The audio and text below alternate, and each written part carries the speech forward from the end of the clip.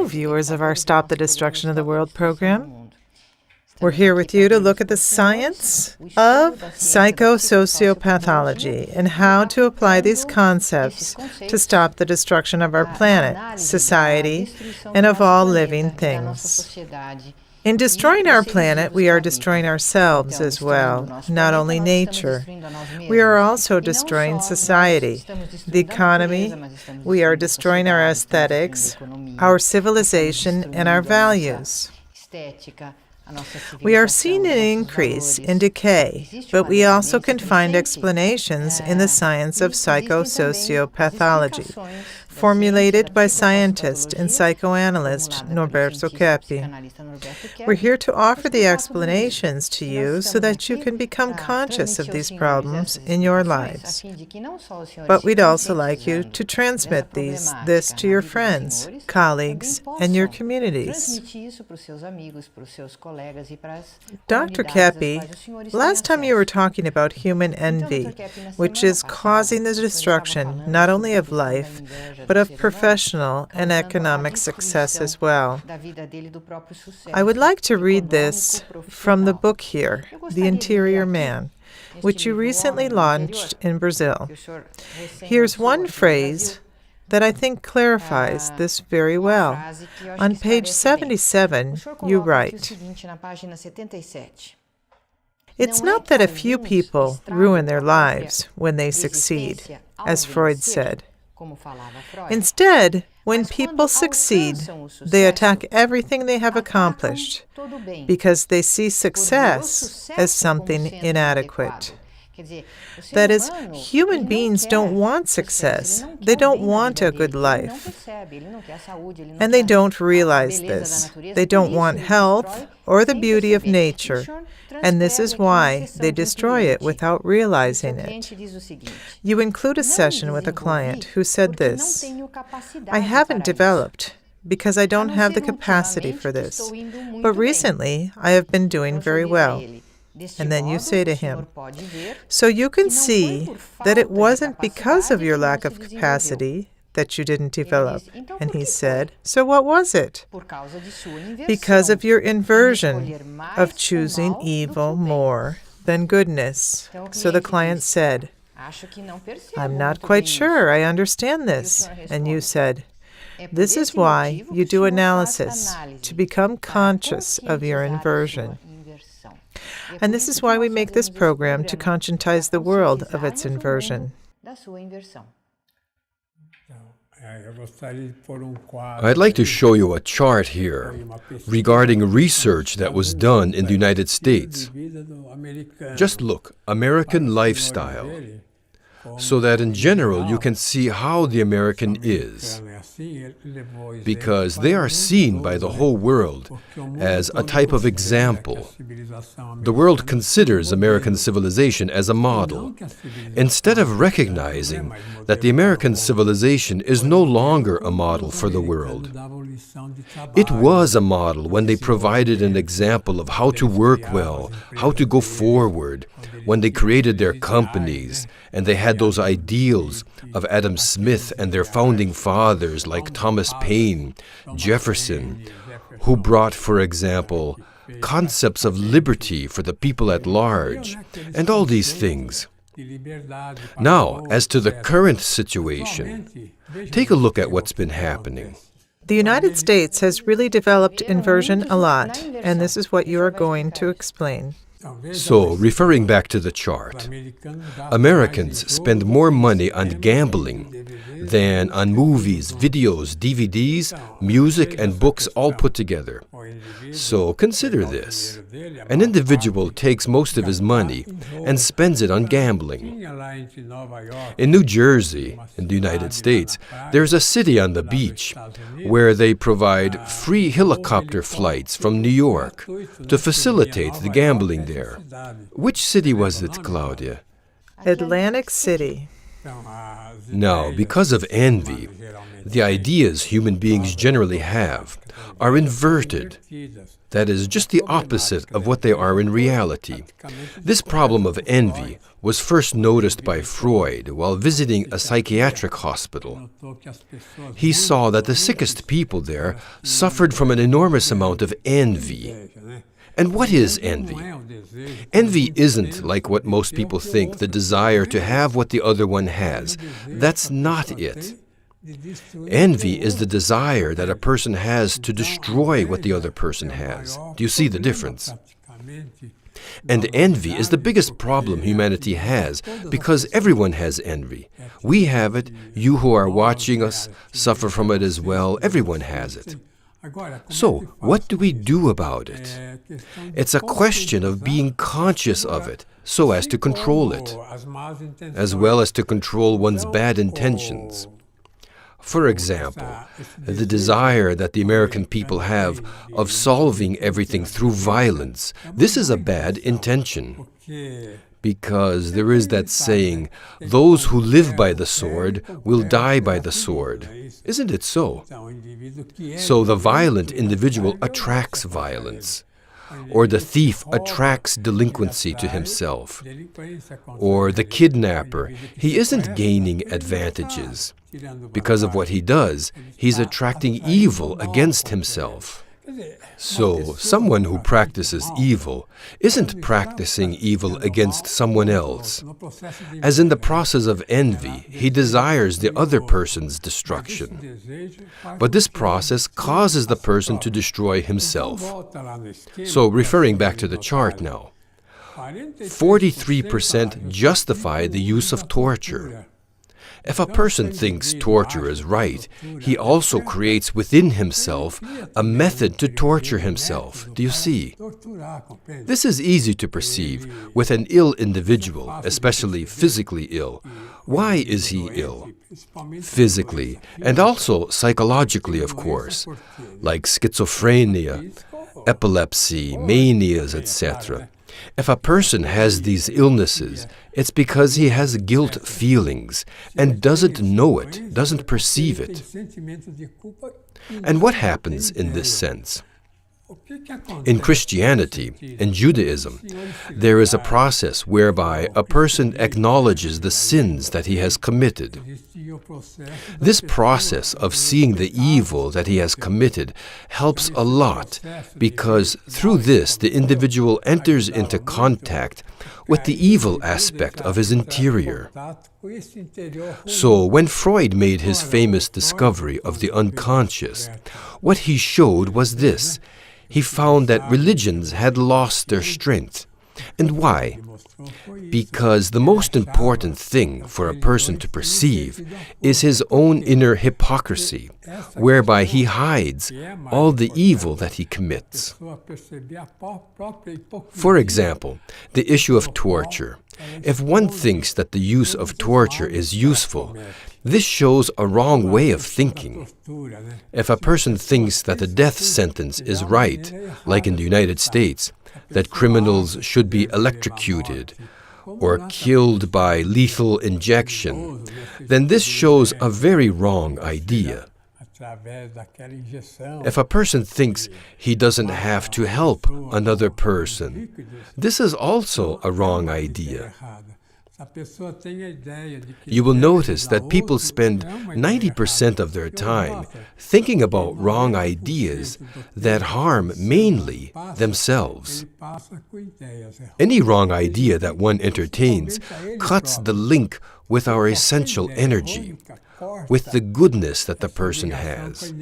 And so the person then enters into evil. Looking again at the chart, the main cause of death among pregnant women is homicide. So in this sense, Freud was right, because human delinquency has been the most difficult thing to deal with. Now, I'd like to talk about Carl Gustav Jung, who was one of Freud's disciples. Jung made a study on what he called the collective unconscious. Now, I would like you to notice well that what we call pathology, we speak of it in terms of inconscientization, a verb, which is an attitude the human being has of inconscientizing what he doesn't want to see within himself, whether it be something good or bad. Jung worked with the same process that Freud did, of thinking that the interior life is made up of what is good and what is evil. So let's take a look at this chart now of Jung's work. Here we are, a process of what he called individuation.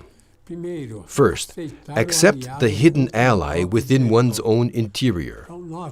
The idea that Jung had is that the human being has within his interior all that would be useful for his life. He didn't make a distinction that there can be spirit entities within the person that are communicating with him in his interior. Even though our base was created within what is good, what is beautiful and truthful, human beings are no longer like that. There are many malefic ideas coming from these beings that enter into the human being's internal energy, principally his psychological energy. So Jung counseled people to enter into contact with these beings within their interior, and that these beings would provide one with a correct orientation about what he should do. But we know that Socrates, for example, that famous philosopher, accepted an orientation from this being that he called daemon, that is, a demon. Socrates drank a poison hemlock, which was an unnecessary thing to do. He could have escaped that situation and continued with his work. But we'll be right back, won't we, Claudia? Even if we don't have a lot of consciousness, we can perceive that life is divine. We live in transcendence, whether we accept it or not. We still live in an earthly paradise, except we don't accept it.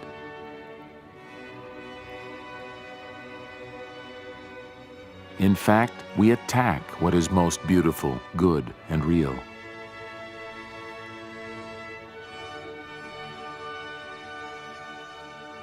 Consciousness of our envy and inversion will make it possible for us to return to this paradise we've abandoned.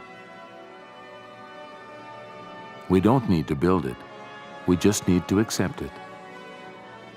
The Stop the Destruction of the World Association was created to bring about exactly this consciousness. We are working to return the world to goodness. Join us.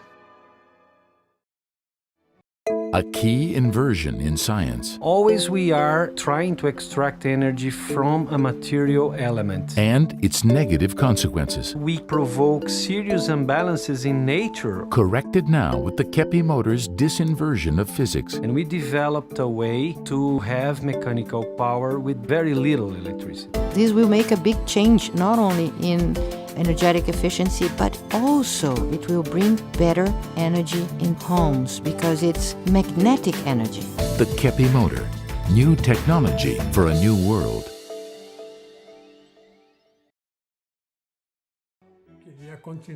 Now, I would like to continue with the chart about Jung, in order for us to see the confusion that occurred. In first place, accept the hidden ally within one's interior. Second, listen to what this being inside you says. Now, I'd like to remind us all that up until the 19th century, if a person was evil, if he was sick, neurotic or psychotic, as we call these things nowadays, that person was seen as being possessed and therefore needing exorcism. Then a German psychiatrist named Emil Kraepelin came along, who practically created psychiatry. He was able to show that those who were ill didn't suffer entirely from diabolical spiritual factors. He found that those in the psychiatric hospital where he worked had a mania of thinking themselves to be excessively great, a megalomania, and that they became sick because they wallowed in this illusion of greatness, this arrogance, thinking that they were something incredible. And like this, a person simply doesn't accept any psychiatric orientation. So, can you notice this? That in this process of envy, a very sick person not only doesn't listen to what a psychiatrist or psychotherapist says, but before that, he had never listened, for example, to what his teachers had to say, didn't accept what his parents had to say, didn't accept anything that anyone said. In this sense, arrogance is a sign of illness. A person like this doesn't establish contact with the outside world, do you see? Even in our schools today, this problem is prevalent because students think they don't need their teachers. And they don't listen to their own consciousness, right, Dr. Kepi? From childhood, our consciousness shows us, advises us. It's a voice we hear, but many times the person won't listen. So, referring back to the chart, thirdly, you should allow this being to direct your life, your existence. It's an interesting fact that Jung used to say that when a therapist attends a patient, and look, he said this a long time ago, pretty much 100 years ago, that the therapist has to deal not only with the client, but also with the demons that the client brings with him. Jung was the son of a minister, and his father wanted him to become a minister also. But he chose medicine, and then psychiatry, and later went to work with Freud. So he said that the human being is directed by spirits. But the only problem is that many people have the idea that Lucifer, that these spirits can be good and even useful in one's life. So let's see now in fourth place at what he said. Accept all the fantasy that occurs in the mind. And fifthly, abandon these entities that manifest themselves. Notice that he had a process of entering into the interior life and went deep down inside. He counseled people to let these ideas that come into the mind manifest without restrictions, and even to let these beings manifest who appear to people by way of telepathy. You can see that if we don't treat the spiritual issue, if we don't have this perception of these beings, then there is no cure for the person. Dr. Kepi, I'd like to add to what you said. The book you wrote in 1987, which has been published in English, German, French, and Portuguese, called Work and Capital, here you made a connection between the spiritual issue of bad spirits, these negative energies that influence the mind of the human beings, and the fall of the world economy and productivity. And you wrote here on page 198, it seems that the demons have taken away our capacity to decide. We now live under a veil of demon spirits that hinders our possibility of free choice. I am under the impression that we have even lost all our freedom. So, you say here that many of these disasters in the economic life of many countries are related in a certain way to the demonic influence here inside of the human mind. Now, I would like to present to you an American physician. Take a look. Peter Duesberg. He is relatively new in the field, and he is seeing that diseases such as HIV, AIDS, and other illnesses such as cancer are more related to an energetic factor. And so then, I wrote a book about what I call the true medicine. which is exactly about this issue of energy. Both health and illness are more linked to the issue of the human being's energy. This is the book here, Trilogical Metaphysics 3. So what did Duesberg write about? Let's see the chart. What would illness be? That illness, the sick cells, the molecules, are formed by a nucleus of proteins. This nucleus of proteins develops without any bacteriological element. So, just look now at number 2 on the chart. They don't pass through the bacteriological filters, thus a lack of bacteria.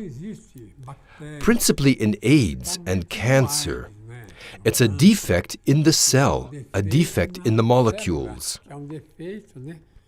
If the molecule doesn't have its natural energy, if a molecule receives the wrong energy due to a type of lifestyle, it then becomes sick. We have had people, not only in Brazil, but also in England, for example, who have completely recovered from AIDS and from cancerous tumors. And why is this? Because if the person changes, if he improves the way he feels, that is, if he accepts life, if he is loving, if he starts to think in a better way, if he accepts responsibility in life, if he decides to be adaptable and more grateful, as Melanie Klein put it, if he adapts to life and accepts it, then he is able to change his very structure and thus recover from the worst diseases. So let's refer again to the chart about Duesberg. Thirdly, the host cell creates new copies. You will notice in a cell that deforms itself, the tendency is for it to deform its neighbor. And in like manner, a third cell gets deformed, and then a fourth and a fifth. But not because there is an external bacteriological agent acting on it. It's due to the person himself, especially those, for example, who smoke a lot or do all kinds of drugs, particularly these terrible modern drugs. And then what happens? Even with food, eating food that isn't natural, that is genetically modified, the tendency is to change our very structure. Consider these experiments that are done with rats, for example, who are fed modified corn. The size of their kidneys diminishes. So imagine what happens to a person nowadays who eats mostly genetically modified food. What can happen to his kidneys, his liver, his heart, etc.? Even the cardiology of a person, the blood circulation, heart attacks, these things are closely linked to energetic factors. A person who becomes furious runs the risk of having a heart attack. So looking again at Peter Duesberg's chart. Fourthly, the cell is taken over by the electrostatic force. You see, he's saying that it's something electric. Cells communicate with each other through energy. And how do they communicate? It's like speaking. The words we say are energetic elements. Our sight, our hearing, that is, our sensorial part, is energetic. So what happens is that the brain codifies what the other person says and then understands. This is why it's much easier for people to understand each other through telepathy, or even with gestures, mimicry. So let's see now. Fifthly, cancer needs electrochemical strength for the cells to mutate. So notice that the problem is energetic. It's an energetic, practically electrical change. In fact, in Sweden, there is a famous scientist there who says that the human being is an electric being, that everything in our bodies is directed by an electrical system that we have. So, referring to the chart, in sixth place, dishonest intentions cut the DNA's enzymes and invert the cells. And this is the energetic origin of disease. So, the cure should be conducted in an energetic manner. Exactly. And for this reason, medications in general don't have the effect that people think they have. The cure comes from the psychotherapeutic process, or better still, social therapy. That is to say, if society had a normal structure, a correct structure, many diseases would automatically be avoided. So we have to be conscious of our erroneous structure. Now, I would like to put up a final sentence for you to contemplate. And let's see. Illness consists of a fight against truth, against love, and against what is beautiful. What happens is that we have envy, arrogance, we harbor bitter grudges. That is, the human being has a lack of acceptance of the truth, of love, and of beauty. That is, we are in a direct fight with the divine being. In fact, there are some who even get to the point of negating his existence. That is, without a cause, there's no effect. Without the divine being, there would be no other beings, like we who were created. So, we'll be back next time to give a continuation to the program of the causes of psychosocial pathology in humanity. See you.